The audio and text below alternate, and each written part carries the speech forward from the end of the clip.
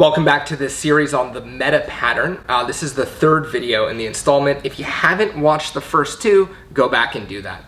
So in this step, we're talking about step 2 of the meta pattern, which is disassociating the client from the problem state. Remembering in step number 1, we had to associate them to the problem state to get access to the problem or the present state. Okay? Disassociating them from the present or problem state is essential. If we can't get them out of that state, it's going to be very difficult to actually get the resources that we need, right? When somebody is stuck in a problem state, that affects their perceptual filters, it affects what memories they'll access, which of their own internal resources.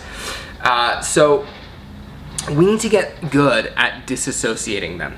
Now, in the meta pattern, the way that John Overdurf teaches it, the way that it's taught in the book that I've recommended that you purchase in this series, there's a very specific way that they do it, right? John Overdurf calls it the move, right? And he said, well, that's how you were linguistically. He's putting it in the past. And for most people, by pushing it off to the left, most people code their past off to their left, right?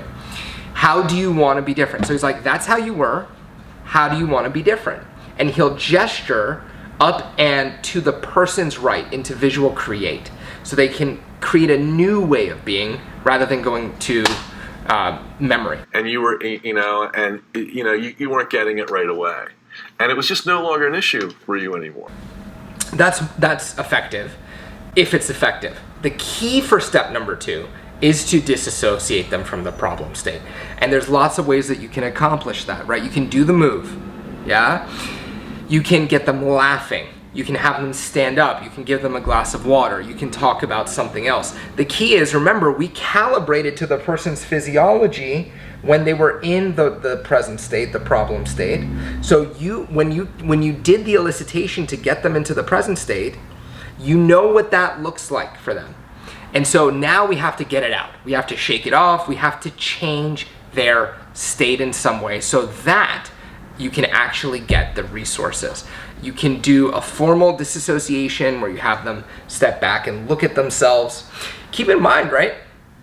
Even though this is only step 2 of the meta pattern, many NLP techniques use disassociation as the resource itself, right? When we are no longer bothered by negative emotional events, it's because we've disassociated.